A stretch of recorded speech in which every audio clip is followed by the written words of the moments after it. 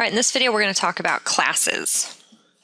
It's one of the most common questions that I get about QuickBooks is, what is this class? Class. I say, why don't they call it department? I don't know. I can't give you an answer to that. But essentially, that's what class is. It is a way to segregate your business from the reporting standpoint by department, if you want to call it that, by region, if you want to call it that. So it's just a way to segregate out your profit and loss. Now, QuickBooks does do a balance sheet by class now. It's not a true balance sheet by class, and it has some problems, especially in the equity section. But we're not going to focus on the balance sheet. We'll focus on the why classes. Okay? A lot of people tell me they don't need them. So the terminology, again, think of it as a department. What is a way to segregate out your business? Okay, what's a way that you want to be able to run a report and see X versus Y and then the total of X and Y, or XYZ, all right? Some good examples of departments. We have a company called QB Learning that y'all are listening to right now. We also have a store called the POS Warehouse. And we also have a service-based company called Adams QB. They're all under a single corporation. They are 3 separate areas of the business. They have different DBAs for 2.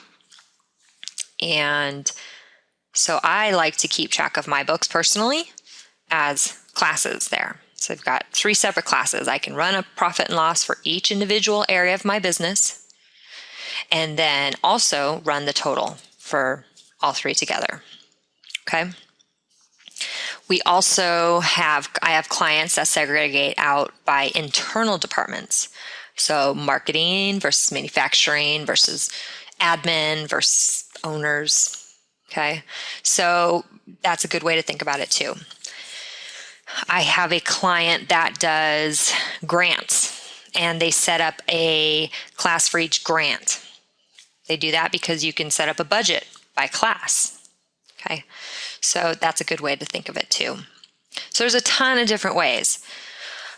One thing I want to point out before I go into setting up classes and some of the benefits of it there is you want to use class in a way that QuickBooks does not already create for you. What do I mean by that?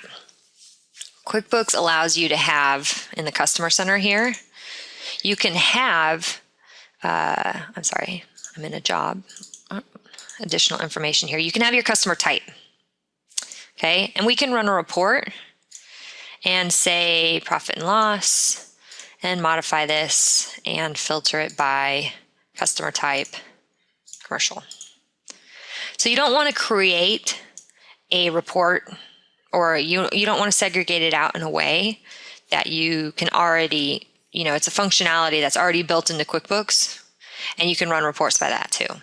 Now in this, I can't run a report to say customer type and have a column commercial, residential, and total without using the class.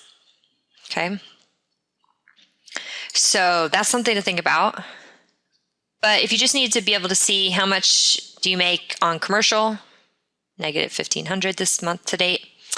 And we're going to modify this and say filter it and change it from customer type commercial to residential. Okay, let's take a look at that. Wow, we make a lot more money in residential than we do commercial.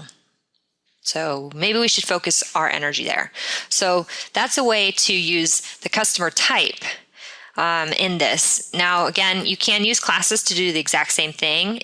It'll just, when you do a class report, it'll be class A, class B, and total. Okay. So how do we set up classes? The first thing, you want to go up to Edit and Preferences. And then you're going to go up to Accounting and click on My Company Preferences here. You have to be logged in as admin or someone with admin rights. You also have to be in single user mode. And we're going to turn on classes.